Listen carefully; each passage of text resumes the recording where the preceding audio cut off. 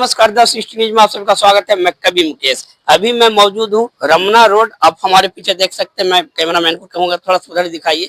ये रमना का मुख्य मार्ग हो गया और उसी रोड के पास ये रमना में मौजूद है आवासीय विस्टा बाल प्रतियोगिता निकेतन। यहाँ पे ये नवोदय विद्यालय के लिए तैयारियां कराई जाती है और यहाँ पे जैसा कि हर साल काफी बच्चों को यहाँ से नवोदय में रिजल्ट दिया जाता है। तो इस बार भी लगभग 11 बच्चों का यहाँ से रिजल्ट हुआ है। तो मुझे भी जानकर काफी खुशी हुआ है और उसी को जानने के लिए आज मैं यहाँ के जो भी डायरेक्टर हैं, शिक्षक हैं या जो भी बच्चे जो पास किए हैं, मैं उनसे आप लोग को रूबरू कराना चाहूंगा। तो आइए।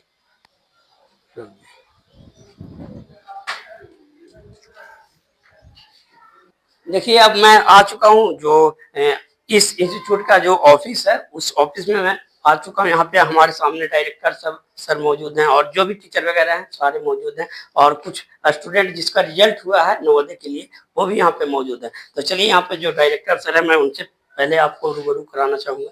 भाई सर, पहले सबसे पहले सर आपको शुभकामनाएं सर। आज जैसा कि मुझे जानकारी मिल रहा है कि आपके विद्यालय से यहाँ से लगभग दर्जनों छात्रों का रिजल्ट हुआ है नवोदय विद्यालय में। सबसे पहले आपका बहुत बहुत आभार कि आपने कीमती समय निकाल करके मेरे विद्यालय में समय दिया।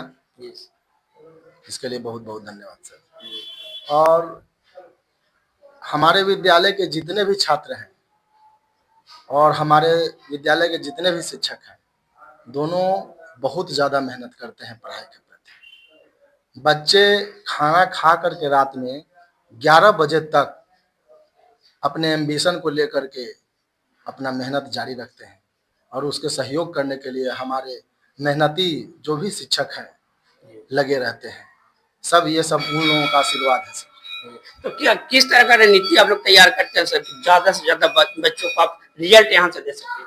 रणनीति यही होता है कि मैं प्रीवियस ईयर का क्वेश्चन वगैरह सेट करता हूँ और प्रत्येक दिन उसको फोटोकॉपी के माध्यम से, कंप्यूटर के माध्यम से पहले क्वेश्चन तैयार करते हैं। उसके बाद जैसे परीक्षा लिया जाता है उस तरीके का लगभग 2 महीना तक वो सेट लेते हैं सर, पर डे।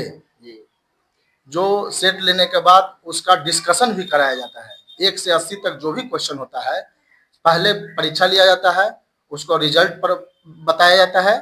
उसके बाद उसका जो भी डिस्कस होता है उसका सब सॉल्यूशन के साथ एक एक क्वेश्चन को बताया जाता है, जिससे विद्यार्थी मेहनत करते हैं और सफलता प्राप्त करते हैं। तो इस बार कितने बच्चों को यहाँ पे रिजल्ट आया है सर? मेरे विद्यालय से 11 स्टूडेंट का सिलेक्शन हुआ है सर। जी, वो कौन कौन है सर? उसका नाम जानना है। उसका नाम सर लिखे हुए हैं, शशि रंजन है, सुशांत कुमार है, सन्नू प्रिया है, जान सोनी है, विष्णु कुमार है, संजीत कुमार है, अनुष्का कुमारी है, आयुष कुमार है, अभिषेक रंजन है, प्रतीक कुमार है और अंकुश कुमार है सर। ये सारे जो छात्र हैं कहाँ के रहने वाले हैं? सब आसपास के इलाके के रहने वाले हैं। कोई चतरा जिला के हैं, कोई जहानाबाद जिला के हैं, कोई औरंगाबाद जिला के हैं और कुछ स्टूडेंट पटना के भी हैं, कुछ स्टूडेंट गया जिला के हैं। सबसे अधिक स्टूडेंट हमारे गया जिला के हैं जिनका सिलेक्शन हुआ है। सर, तो ये मैं जानना चाहूंगा सर कि आपके ये संस्था में कितने शिक्षक होंगे सर? मेरे विद्यालय में अभी 7 शिक्षक हैं सर। और बच्चे सर? बच्चे 106 हॉस्टल में है और आसपास के जितने भी हमारे करीबी हैं, शुभचिंतक हैं, वो बोलेंगे सर आप तो हॉस्टल रखते हैं, आप मेरे बच्चे को बाहर से भी पढ़ाइए। तो करीब करीब 25 स्टूडेंट के करीब बाहर से भी बच्चे आते हैं पढ़ने के लिए। अच्छा, जो यहाँ पे हॉस्टल में रहते होंगे सर, उन बच्चों के लिए यहाँ पे किस तरह की सुविधाएं दी जाती है सर? यहाँ सबको रहने का व्यवस्था है, खाने का व्यवस्था है और खेलने का भी व्यवस्था है, क्योंकि मनोरंजन बहुत जरूरी है पढ़ाई में। क्योंकि पढ़ते पढ़ते थोड़ा दिमाग थक जाता है तो मनोरंजन के माध्यम से ही उसे आराम दिया जाता है, तरोताजा किया जाता है। और सबसे ज्यादा मेहनती यहाँ के टीचर हैं कि ये अपना नींद को, चैन को खोकर हमारे विद्यालय के प्रति अथक प्रयास करते हैं कि ये रिजल्ट लगातार बढ़ते जाए। क्योंकि इससे पहले मेरा सेशन है 2023-24 में 6 स्टूडेंट का सिलेक्शन हुआ था, जो आपके माध्यम से यहाँ दिखा सकते हैं। यहाँ सब मेरा एडवर्टाइजमेंट लगा हुआ है। उसके बाद आपका 2024-25 सेशन में भी 8 स्टूडेंट का सिलेक्शन हुआ। और सबसे बड़ी बात तो इस बार हो गया, जो कि हमें यकीन तो था कि कम से कम 15 स्टूडेंट का सिलेक्शन होना चाहिए, क्योंकि हमें कुछ ऐसे भी विद्यार्थी हैं जिस पे पूरा भरोसा था, और कुछ ऐसे भी विद्यार्थी जिन पर भरोसा नहीं था वो रिजल्ट दिए, जिन पर भरोसा था वो रिजल्ट नहीं दे पाए। लेकिन मैं आपके चैनल के माध्यम से उन सभी स्टूडेंट के अभिभावक से ये विनम्र प्रार्थना करना चाहता हूं कि आप हताश मत होइए, निराश मत होइए, क्योंकि 2 से 3 महीना के बाद एक सेकंड लिस्ट भी जारी करेगा नवोदय विद्यालय प्रशासन, उसमें हो सके तो आपके बच्चे का सिलेक्शन हो, इसलिए निराश ना हो, और निराश होने की जरूरत नहीं है, क्योंकि आपके बच्चे में हमारे विद्यालय से इतना मेहनत किया गया है कि उस बच्चे का मेरिट कोई दबा नहीं सकता है। वो बच्चा आगे जा करके अपना सफलता प्राप्त करेगा ही करेगा, क्योंकि विद्यालय हमेशा आपके लिए प्रयासरत है कि आपका बच्चा यहाँ से सफलता प्राप्त करे और आगे अपने लक्ष्य की प्राप्ति करे। सर, अगर कोई भी अभिभावक आपके इस इंस्टीट्यूट में अगर अपने बच्चों को नामांकन कराना चाहे तो उसकी क्या प्रक्रिया होगी सर? प्रक्रिया है सर कि हम यहाँ एडमिशन लेते हैं, ठीक है, टेस्ट लेते हैं, टेस्ट में यदि बच्चा कमजोर भी है तो मैं उसका एडमिशन लेता हूँ, क्योंकि मेरा मानव को ही मजबूत करना बहादुरी का काम है। मजबूत तो मजबूत है ही, उसको तो केवल मार्गदर्शन दीजिएगा, वो आगे बढ़ते जाएगा। 2 से अधिक केवल बेटी है, बेटा नहीं है, तो घबराइए नहीं। एक बेटी को मैं 12th तक अपने विद्यालय के माध्यम से पढ़ाने का प्रयास करूंगा, कोशिश करूंगा कि उसको फ्री ऑफ कॉस्ट सेवा दे पाऊं, ठीक है। और जिसके माता पिता इस दुनिया में नहीं है, उनके भी अगर कोई एक बच्चा होगा तो फ्री ऑफ कॉस्ट मेरे यहाँ व्यवस्था है सर। ये तो आपने बहुत बड़ी बात कह दी सर। जी बिल्कुल सर, ये माता पिता किसी कारणवश इस दुनिया में नहीं है, उस बच्चे का भी पढ़ने का अधिकार है। तो आपके चैनल के माध्यम से ये सब लोगों को पता चले, एक ऐसा भी विद्यालय है जो कि फ्री ऑफ कॉस्ट, एक पैसा उसका न खाने का, न पढ़ने का, न कोई चीज, कपड़ा वगैरह, अगर हो सके तो हम अपने तरफ से उसका ड्रेस भी मुहैया कराएं, किताब भी मुहैया कराएं, ये मेरा प्रयास रहेगा। आयु सीमा कोई निर्धारित है सर बच्चों को? 6 से 12 वर्ष। जी, ऐसे नवोदय में 9 से 12 साल के बच्चों का सिलेक्शन होता है छठा क्लास के लिए, और सैनिक सिमुलतला ये सब में 10 से 12 होता है। अच्छा अच्छा, सिर्फ यहाँ नवोदय ही का तैयारी होता है कि और भी? नवोदय है, सैनिक है, सिमुलतला है, CHS है, देहरादून है, और आपका नेतरहाट है, हजारीबाग बालिका विद्यालय है लड़कियों के लिए, वनस्थली विद्यापीठ है लड़कियों के लिए, CHS सेंट्रल हिंदू स्कूल है सभी के लिए। अच्छा, सभी संस्थाओं के लिए यहाँ पे तैयारियां जी कराई बिल्कुल। जाती अभी 5 अप्रैल को सैनिक विद्यालय का भी प्रवेश परीक्षा होने जा रहा है, जिसमें हमारे विद्यालय से 12 से 15 स्टूडेंट बैठेंगे इस एग्जाम में। जी, आपका परिचय सर? मैं आशुतोष किशोर, कुणाल सर के नाम से प्रसिद्ध हूँ। मैं आवासीय बिहटा बाल प्रतियोगिता निकेतन रमना मोहल्ला शेरघाटी का डायरेक्टर हूँ। बहुत बहुत धन्यवाद सर। तो ये थे इस संस्था के डायरेक्टर कुणाल सर, और इन्होंने बहुत बड़ी बात कही कि जो भी गार्जियन जिनके बच्चों के सर के ऊपर से गार्जियन का अगर किसी तरह से हाथ अगर उड़ जाता है तो ये वैसे बेसहारों के लिए एक तरह से वरदान साबित होंगे, तो काफी अच्छा लगा। और यहाँ पे हुआ, आप क्या कहना चाहिएगा सर? इस बार आपके जो इस इंस्टीट्यूट से कई बच्चों ने नवोदय में अपना जो है परचम लहराया है। सबसे पहले तो उन बच्चों को बहुत बहुत धन्यवाद। और हम लोग तो एक मार्गदर्शन के रूप में काम करते हैं। जो भी यहाँ पे बच्चे मेहनत करते हैं उसके अगेंस्ट उनका रिजल्ट तो होना ही था। हम लोगों को विश्वास भी था। कुछ हम सभी शिक्षकों के सहयोग पे खरा उतरे हैं। तो मैं उन गार्जियनों को भी धन्यवाद ज्ञापन करना चाहूँगा, जिन्होंने ये समझ करके कि भाई वहाँ से हमारे बच्चे का भविष्य आगे की ओर जाएगा, निकलेगा, उन्होंने अपने बच्चे को विश्वास के साथ हमें दिया, और हम उस विश्वास पे खरे उतरने का हर समय कोशिश प्रयास करता रहूँगा। कि आप बहुत सारी ऐसी सीटें होती है जो नवोदय, नेतरहाट, सैनिक में खाली चला जाता है। बहुत लोगों को ये जानकारी नहीं है कि कैसे इनमें नामांकन होता है, और यहाँ पे जो पढ़ने का व्यवस्था है सरकार के माध्यम से, केंद्रीय विद्यालय के माध्यम से फ्री ऑफ कॉस्ट होता है। तो मैं वैसे गार्जियन को भी मैं थोड़ा ध्यान आकर्षित करना चाहूँ जो चाहें कि अपने बच्चे को पढ़ाएं। थोड़ा यहाँ पे फीस तो लगती है, लेकिन आगे जाकर के उनको बिल्कुल फीस देने की जरूरत नहीं पड़ती है, और अच्छी पढ़ाई वहाँ पे जैसे नवोदय हो गया, सैनिक हो गया, तो यहाँ से बच्चे जो पढ़ के निकलते हैं कुछ न कुछ बनते हैं, अपने भविष्य को आगे तय करके ही निकलते हैं। ऐसा पर जी, मेरा नाम शशि शेखर आजाद हुआ और मैं यहाँ पे हिंदी विषय को देखता हूँ, पढ़ाता हूँ बहुत बहुत थैंक यू सर। और मैं यहाँ का अभी वाइस प्रिंसिपल भी हूँ आवासीय बेटा बाल प्रतियोगिता निकेतन का। Thank you sir. देखिए ये बच्चे हैं जो कल के हमारे देश के होनहार कह सकते हैं, भविष्य कह सकते हैं। देखिए जिनका रिजल्ट आया है नवोदय में, सबसे पहले तो बहुत बहुत शुभकामनाएं। छोटू, क्या नाम हुआ आपका? मेरा नाम मिस्टर शशि रंजन है। कहाँ घर हुआ? भराली।